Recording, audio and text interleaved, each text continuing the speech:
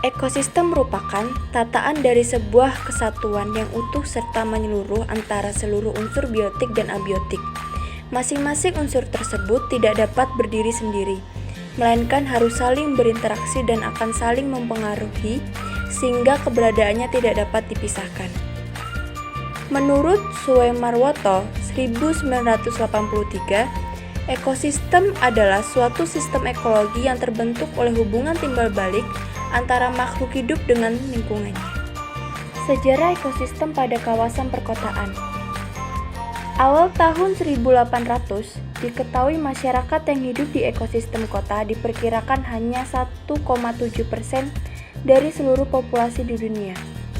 Sementara, pada saat itu masyarakat hidup di pedesaan dengan lingkungan yang hidup agraris. Kemudian, sekitar tahun 1800 akhir, muncullah masyarakat industri yang menjadi pelopor terjadinya urbanisasi secara global.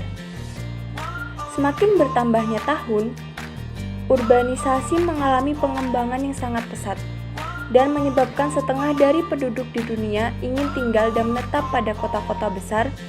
Peristiwa ini disebut urban millennium.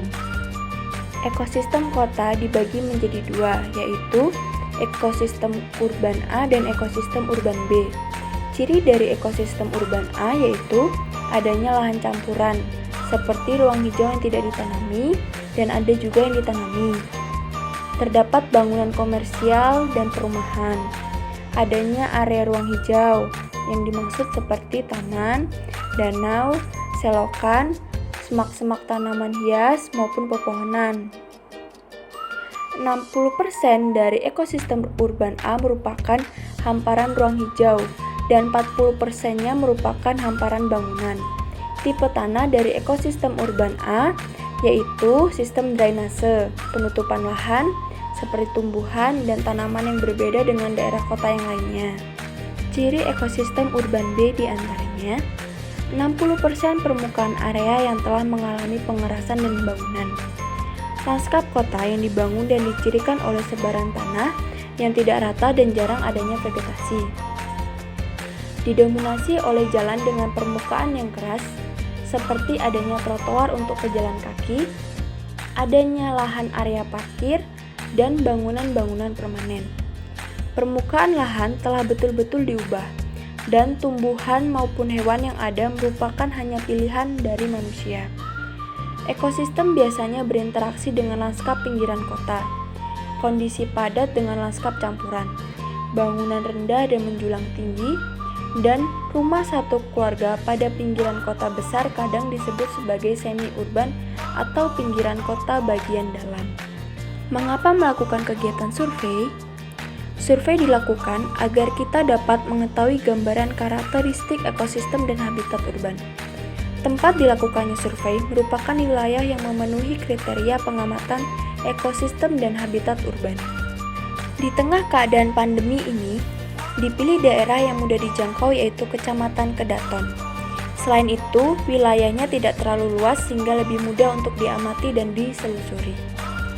Kecamatan Kedaton memiliki batas-batas wilayah. Batas wilayah utara yaitu Kecamatan Labuhan Ratu, batas wilayah selatan yaitu Kecamatan Tanjung Karang Pusat, batas wilayah timur yaitu Kecamatan Waihalim, dan batas wilayah barat yaitu Kecamatan Tanjung Karang Barat. Berdasarkan data BPS Kota Bandar Lampung, luas wilayah 4,79 km3. Hama-hama apa saja yang biasanya terdapat pada ekosistem urban?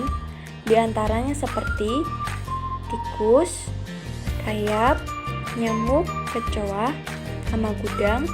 Hama gudang contohnya kumbang, kutu, lengat, dan ulat. Sedangkan hama khusus seperti laba-laba, kaki seribu, kelabang, cecak, tokek, ular, kelawar, dan masih banyak lagi. Tindakan pengendalian yang biasanya dilakukan diantaranya penyemprotan, pemberian pupuk, pengumpanan, penggasan. Berdasarkan hasil pengamatan, wilayah di Kecamatan Kedaton masuk ke dalam kategori ekosistem B. Hal ini dapat disimpulkan karena ciri-ciri yang didapat masuk dalam kriteria ekosistem urban B seperti daerah permukaan lahan yang telah betul-betul diubah atau mengalami pengerasan, ekosistem berinteraksi dengan lanskap pinggiran kota, kondisi padat dengan lanskap campuran, serta banyak bangunan rendah dan menjulang tinggi.